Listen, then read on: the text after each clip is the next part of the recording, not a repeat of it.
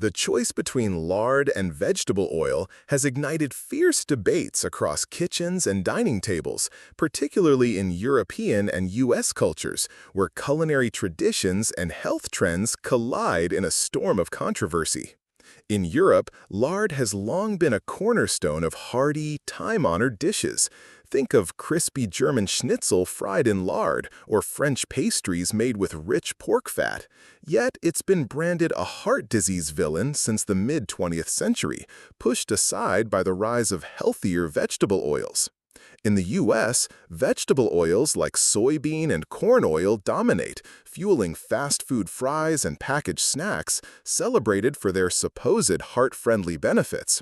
But recent skepticism about their inflammatory effects has sparked a backlash, with some reviving lard for its nostalgic flavor and cooking stability. This clash isn't just about taste, it's a battle of science, cultural heritage, and conflicting health claims. Should you embrace the rustic charm of lard, rooted in centuries of European tradition, or stick with the modern, mass-produced vegetable oils that define American convenience? Let's dive into the molecular fight, uncover their impacts on your cells, and use global insights to settle this heated culinary combat. Imagine you're caught in the middle of an epic food fight in your kitchen. On one side, there's lard, golden and rich, sizzling with the comforting aroma of traditional dishes. On the other, vegetable oil, smooth and clear, hailed as the modern champion of healthy eating. But is lard, once blamed for heart problems, really the villain it's made out to be? Or is vegetable oil, with its heart-healthy glow, hiding some sneaky risks? This isn't just about taste, it's a battle at the molecular level, where your body's cells are the battlefield. Today, we'll dive deep into the world of lard and vegetable oil, breaking down their chemistry to the tiniest atoms, exploring how they affect your cells, and looking at their history across cultures. We'll also use stats from the United States, Europe, China, India, Japan, and South Korea to figure out which one's better for your health, with real-world examples you can bring to your table. Fats are one of the 3 big nutrients your body needs, alongside carbs and proteins. They give you 9 calories per gram, help absorb vitamins like A, D, E, and K, and are key for building cell membranes, making hormones, and keeping your nerves working. But not all fats are the same. Lard and animal fat and vegetable oil made from seeds, fruits, or plants have different chemical makeups and effects on your body. Let's start small, at the molecular level. Fats are mostly triglycerides, which are one glycerol molecule bonded to 3 fatty acid chains. Fatty acids are long strings of carbon atoms hooked to hydrogen, and the difference between lard and vegetable oil comes down to the type of fatty acids. Lard has about 40% saturated fatty acids, like stearic and palmitic acid, 45% monounsaturated fatty acids, mostly oleic acid, and 10 to 15% polyunsaturated fatty acids, like linoleic acid. Saturated fats have single bonds between carbon atoms, making them straight and rigid, so lard is solid or semi-solid at room temperature. Vegetable oils like olive oil, canola oil, or sunflower oil are high in unsaturated fats. Olive oil has 70 to 80% oleic acid, sunflower oil has 60% linoleic acid, and flaxseed oil has 50 to 60% alpha-linoleic acid. Unsaturated fats have 1 or more double bonds, making them bendy, so oils stay liquid at room temperature. This difference changes how your body handles them. When you eat a juicy piece of Vietnamese braised pork with lard, or a salad drizzled with olive oil, digestion kicks in. In your stomach and small intestine, enzymes called lipases break triglycerides into glycerol and free fatty acids. These get absorbed through your gut, reassembled into triglycerides, and packed into lipoprotein particles called chylomicrons to travel through your blood.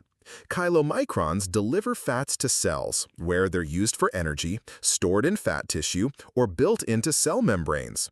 Cell membranes, made of a double layer of phospholipids, rely on fatty acids to stay flexible and functional. Unsaturated fats, with their bendy structure, keep membranes fluid, helping with cell signaling and nutrient transport. Saturated fats make membranes stiffer, which can affect how proteins in the membrane work. At the molecular level, fatty acids also play a role in signaling pathways, like PPAR, peroxisome proliferator activated receptor, which controls genes tied to fat metabolism and inflammation. Unsaturated fats, especially omega-3s, boost anti-inflammatory pathways, while saturated fats are more neutral. Now, let's talk health impacts. Lard was once blamed for heart disease because of its high saturated fat content, thought to raise LDL cholesterol, the bad kind that can clog arteries and cause atherosclerosis. But newer research shows it's not that simple. Stearic acid, a big part of lard, doesn't raise LDL and can even turn into oleic acid in your body, giving benefits similar to olive oil. Lard's 40% oleic acid boosts HDL cholesterol, the good kind, and reduces inflammation. That said, lard has a small amount of natural trans fats, 0.5 to 1 gram per 100 gram, which can be harmful if you eat too much. On the other hand, vegetable oils high in polyunsaturated fats, like sunflower or corn oil, lower LDL. Omega-3 fats in flaxseed oil and omega-6 fats in sunflower oil are essential because your body can't make them. Omega-3s reduce inflammation and support heart health, but too much omega-6 can promote inflammation if the omega-6 to omega-3 ratio goes above 4 to 1. Modern diets often hit 15-20 to 1.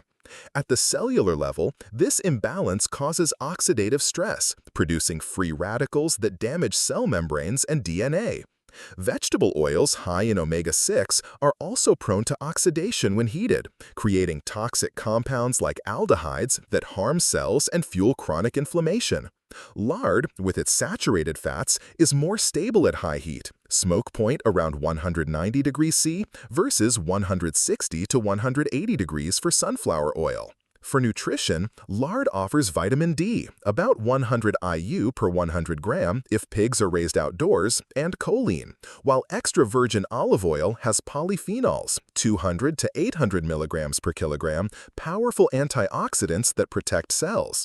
Refined vegetable oils often lose these nutrients.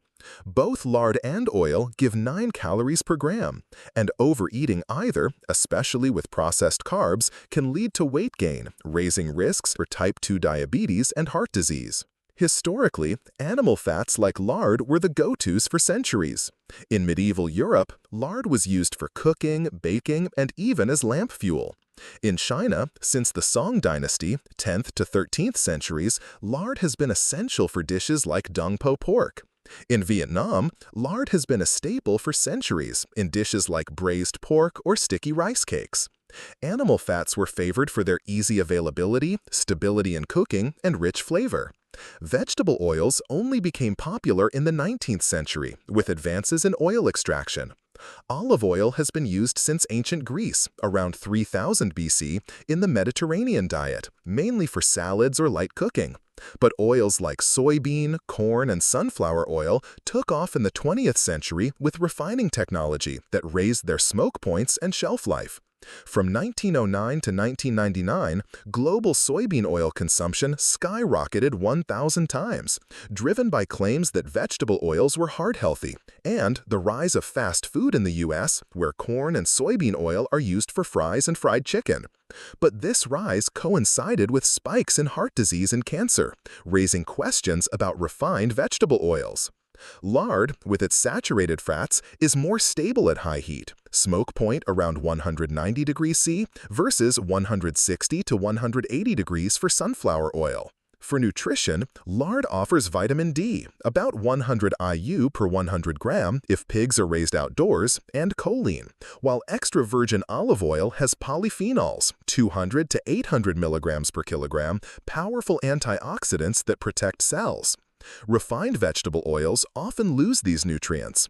Both lard and oil give 9 calories per gram, and overeating either, especially with processed carbs, can lead to weight gain, raising risks for type 2 diabetes and heart disease. Historically, animal fats like lard were the go-to for centuries. In medieval Europe, lard was used for cooking, baking, and even as lamp fuel. In China, since the Song dynasty, 10th to 13th centuries, lard has been essential for dishes like dong po pork. In Vietnam, lard has been a staple for centuries in dishes like braised pork or sticky rice cakes. Animal fats were favored for their easy availability, stability in cooking, and rich flavor. Vegetable oils only became popular in the 19th century with advances in oil extraction. Olive oil has been used since ancient Greece around 3000 BC in the Mediterranean diet, mainly for salads or light cooking, but oils like soybean, corn, and sunflower oil took off in the 20th century with refining technology that raised their smoke points and shelf life. From 1909 to 1999, global soybean oil consumption skyrocketed 1,000 times, driven by claims that vegetable oils were heart-healthy and the rise of fast food in the U.S., where corn and soybean oil are used for fries and fried chicken. But this rise coincided with spikes in heart disease and cancer, raising questions about refined vegetable oils.